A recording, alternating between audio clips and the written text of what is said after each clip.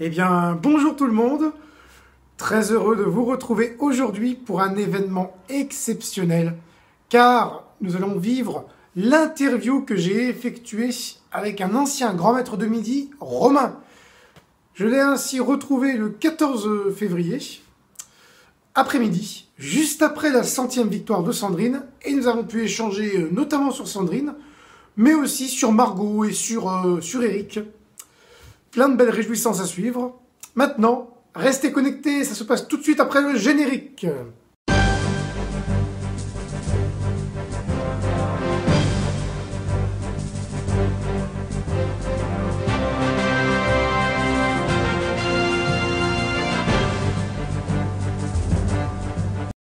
Bonjour Romain. Salut Jean-Baptiste. Je suis très heureux de te rencontrer. Également. Dans le cadre des légendes des jeux télé, où l'on suit les plus hautes performances parmi les plus grands vainqueurs dans un jeu à la télé. Alors, donc déjà, on va rappeler un peu ton parcours, car tu as eu un grand parcours dans un jeu télé qui est les 12 coups de midi. Ouais. Alors, tu as remporté 59 victoires en 60 participations. Tu as atteint 324 468 € de gains et de cadeaux. C'est ça. Car nous rappelons que dans les 12 coups de midi, on compte également les étoiles mystérieuses. Il y a beaucoup de gains, mais il y a pas mal de cadeaux aussi. C'est vrai, ouais, il y a beaucoup de cadeaux, notamment des voitures. Surtout des voitures. Ah bah ça, des voitures, du coup tu dois en avoir un paquet. Ouais. Et donc tu es à ce jour Romain. Il faut le savoir, tout jeu télé confondu, 21e plus gros gain, avec tes 324 468, mais également 29e plus longue durée victorieuse. Tu es un peu descendu par rapport au temps où tu avais gagné, mais pas tant que ça finalement. Alors ton parcours remonte à 2017. C'est ça. Bon, après, c'est la logique des choses qu'il y ait d'autres grands champions qui arrivent, surtout tous jeux confondus. Il y a tellement maintenant de systèmes de jeux à champions que forcément, entre n'oubliez pas les paroles, tout le monde veut prendre sa place et les 12 coups, ça évolue vite. Ouais, puis aussi tout le monde a son mot à dire. Mais tout le monde a son mot à dire, il y a quelques champions aussi. Ouais, il y a eu Grégory. Oui, surtout Grégory. Il a failli avoir, comment il s'appelle, il y a un champion il n'y a pas longtemps qui a failli monter, qui est arrivé à 30. Cédric, voilà, merci. Cédric. Cédric Choucron. Ouais, il a failli y arriver, hein. Ouais. Ça s'est joué à pas grand chose. Il était bien, ouais. Bon. On va revenir sur toi. Donc, il faut savoir que tu as ces deux palmarès là, mais il se trouve que tu as moins de 30 ans, car tu as. J'ai 24 ans. 24 ans, tu avais quel âge J'avais entre 21 et 22 ans à l'époque du jeu, j'avais commencé à 21, fini à 22 ans. Incroyable ça. À 21 ans. Moins de 30 ans, donc 18-30 ans. Et bien, il faut savoir que tu détiens, Romain, sois-en fier, la 4e plus longue durée victorieuse pour un moins de 30 ans. 7e plus gros gain pour un moins de 30 ans. Ce qui reste exceptionnel. C'est exceptionnel. Tu es dans 2 top 10 et un top 5 notamment. Eh ben, tu dois être fier de toi dans les 12 coups de midi. Oui, moi je suis très content. Après, je pense que tu le sais, quand on fait les jeux, on le fait pas pour les classements, ni en termes d'âge, ni en termes de gains, surtout qu'on a énormément de mal. Alors ce que tu as fait, c'est très bien, parce que du coup maintenant on peut se comparer, mais on a énormément de mal à se situer quand on fait un jeu, je pense, par rapport aux autres, a fortiori aux autres des autres jeux. Moi je sais, quand j'ai fait quand j'ai fait mon parcours aux 12 coups, j'avais le classement un peu des 12 coups en tête, parce qu'il était facilement accessible, et puis qu'on y revenait souvent quand j'atteignais quelqu'un, on appelait la personne, tout ça. Donc, mais c'est vrai que c'est plus dur de se fixer par rapport à d'autres champions, d'autres jeux télé, mais c'est sûr que c'est vachement bien. Ça l'était à l'époque et ça l'est toujours aujourd'hui. Carrément. Comment est-ce que tu vis tout ça après? Ça fait 2 ans que tu as fini. Comment est-ce que tu vis tout ça aujourd'hui? Moi, ça, très bien, il n'y a pas de souci.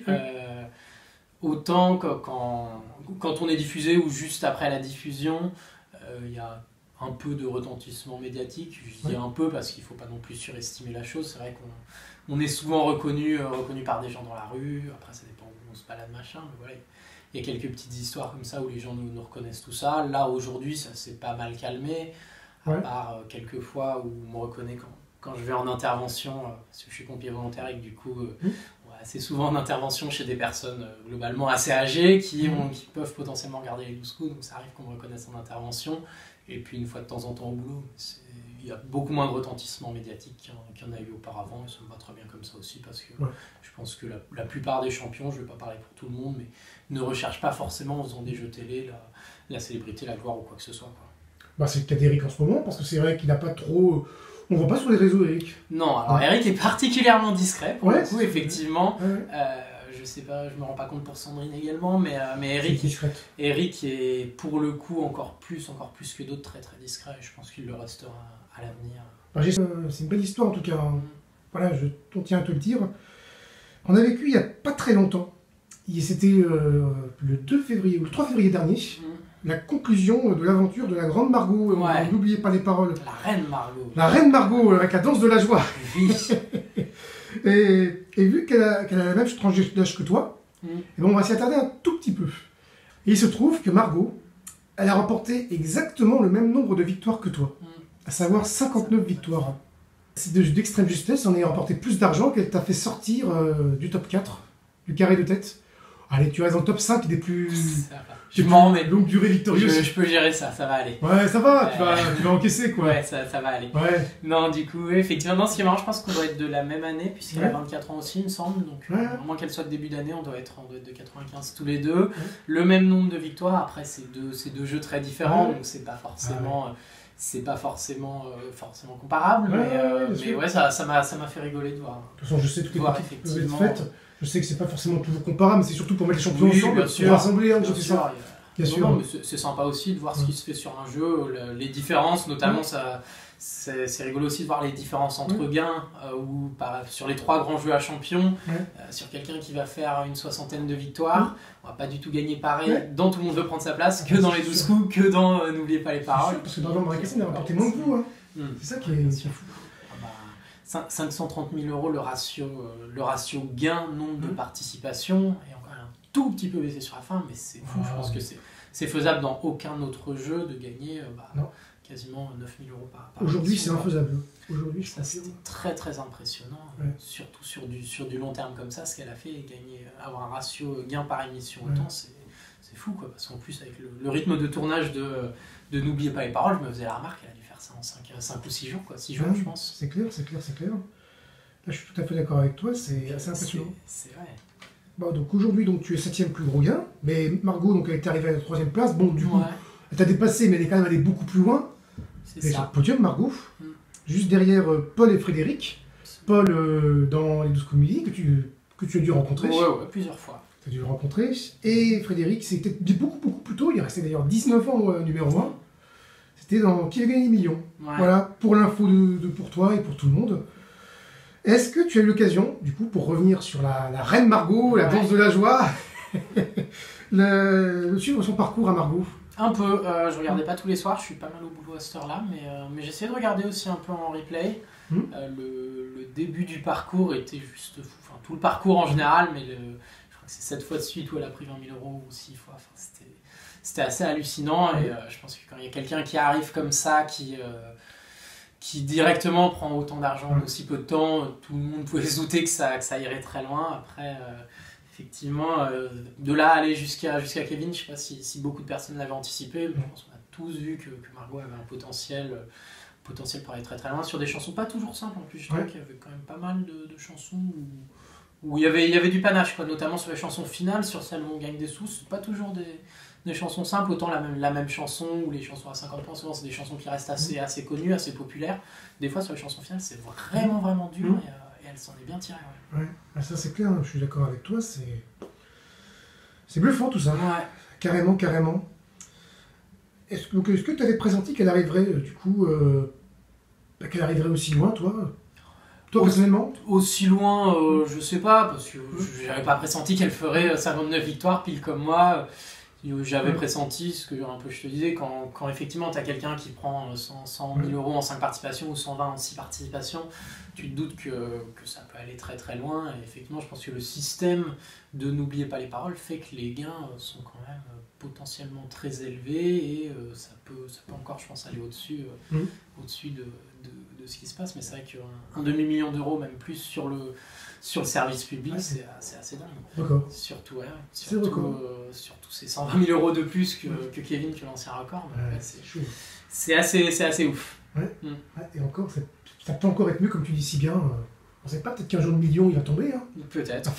Sur N'oubliez pas les paroles, ça me paraît pas délirant. Après, faut voir si c'est faisable en service public. Je sais pas. Faut qu'ils aient des thunes, comme dirait c'est un peu ça. Et puis, c'est quand même le service public, c'est quand même la redevance. Donc je sais pas si. Parce que là, c'est vrai que la défaite, on sentait que c'est fatigant ce jeu, on sentait qu'elle est fatiguée aussi à la fin. Ouais, Ouais. c'était dur.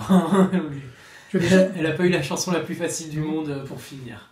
Non, c'est clair que là, c'est pour ça. J'ai oublié la dernière même chanson, ce que c'était. Je sais plus, moi aussi, mais Un c'était truc que je connaissais pas. hyper compliqué. Ouais. Hyper compliqué. Et... J'avais jamais entendu cette J'ai chanson, je crois. Elle a du mérite d'avoir fait tout ça. Elle a Ouais. dépassé le record de Renault aussi. Bien sûr, moi je pense que qu'il y a un moment, je sais pas quel était son état d'esprit, mais quand tu arrives à 500 000 euros, que tu as le record de participation, le record de gain, tout ça, je veux pas parler pour elle, mais je pense que tu dis juste que chaque émission, maintenant ça devient du bonus, et que bon, il n'y a plus trop de records à viser, il n'y a plus trop de choses à viser, on laisse les choses se dérouler en espérant aller le plus loin possible simplement. Ouais. Est-ce que tu as déjà rencontré des champions d'autres jeux télé? Ouais, bah du coup, d'autres de rien. Déjà, tous ceux des 12 coups, hein, forcément. Ouais. Tous, ouais. Tout ça, oui.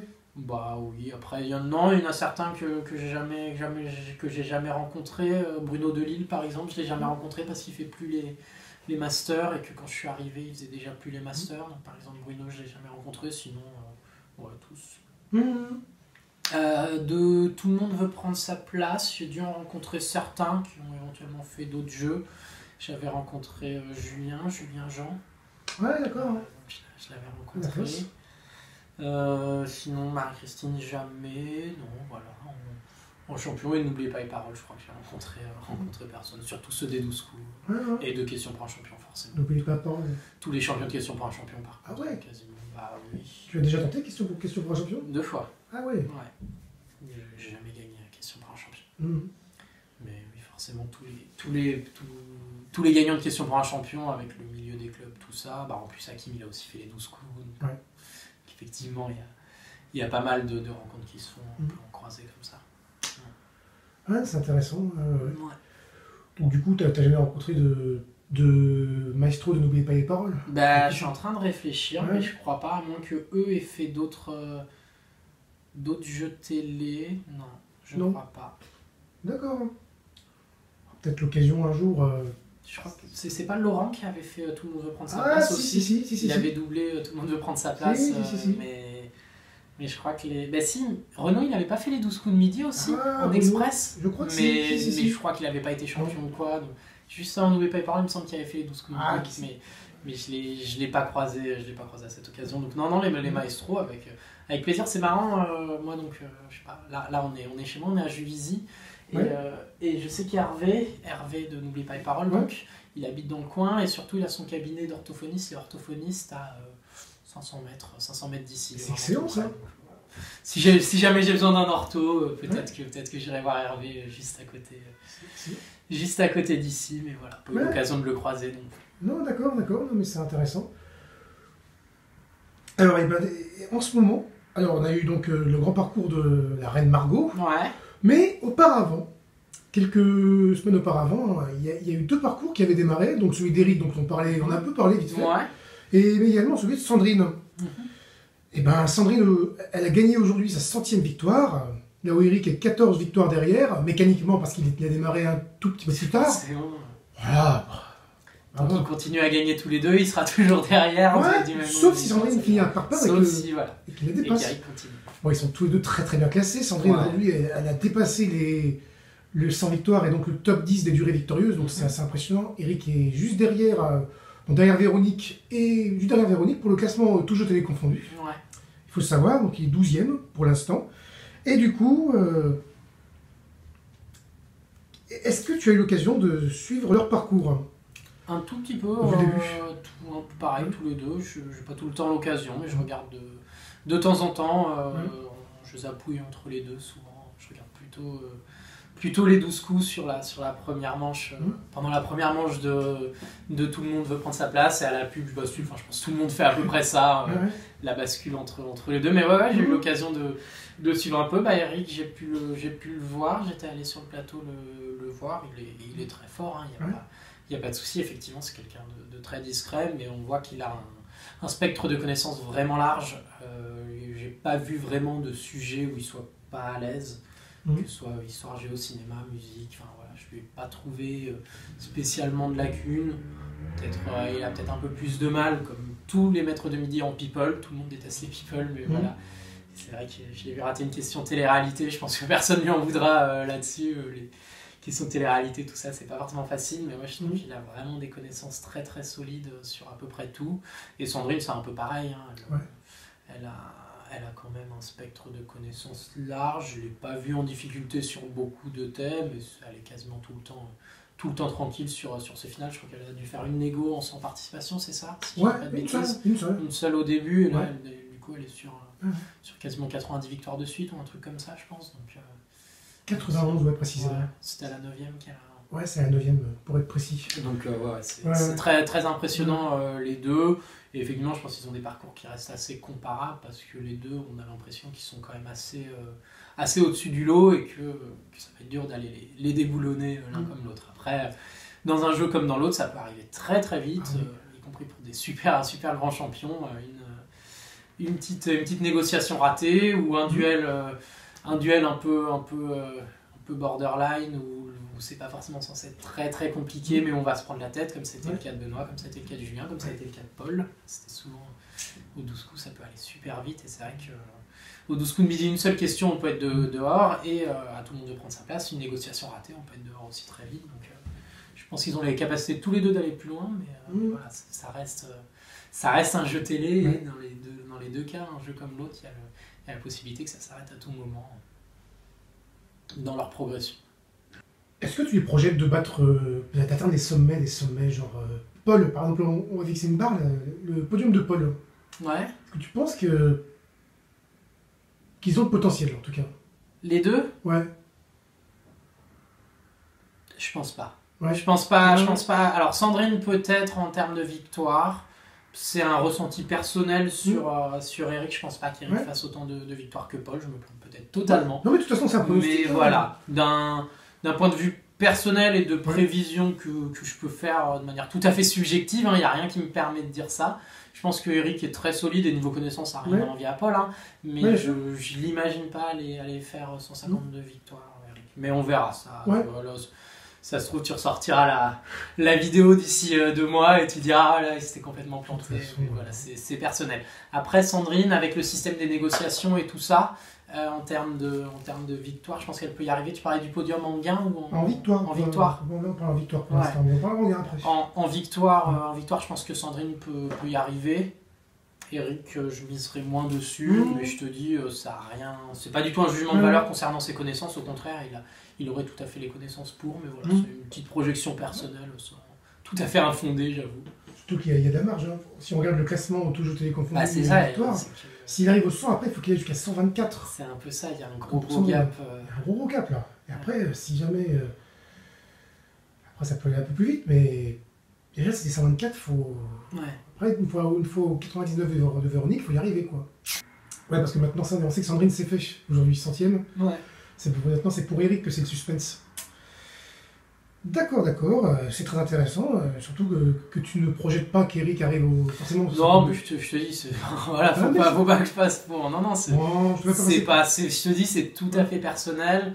Voilà, mais ça peut être faisable. Ça s'est vu de 2 très grands champions à la suite qui font... Mais voilà, c'est vrai que ça me paraîtrait dingue, mais néanmoins pas infaisable qu'il y ait comme ça 2 champions qui en fassent 300 à eux deux en aussi peu de temps, mais vu qu'il est déjà 87-88, c'est pas infaisable. Après, moi, tu sais, personnellement, j'ai des doutes aussi sur Eric, donc tu sais, après je parle pas d'un point de vue personnel de l'administrateur des légendes de GT, j'ai un doute aussi. À suivre après. On verra. Voilà, c'est pour ça que je dis que les pronostics sont... Je sais jamais. Il y a plein de champions qui ont fait un super parcours, on ne projetait pas forcément qu'ils en fassent autant au départ, et on verra. Ça me ferait plaisir pour lui, pour Eric. De toute façon, ça fait toujours plaisir pour le champion qui est en place. Tant mieux pour lui, s'il peut aller aussi loin que possible, s'il peut faire le parcours jusqu'au bout, j'en serais ravi pour lui. Ouais. Alors, en termes de gains, donc il est 8e. Aujourd'hui, il est 8e, tout jeu télécoté confondu.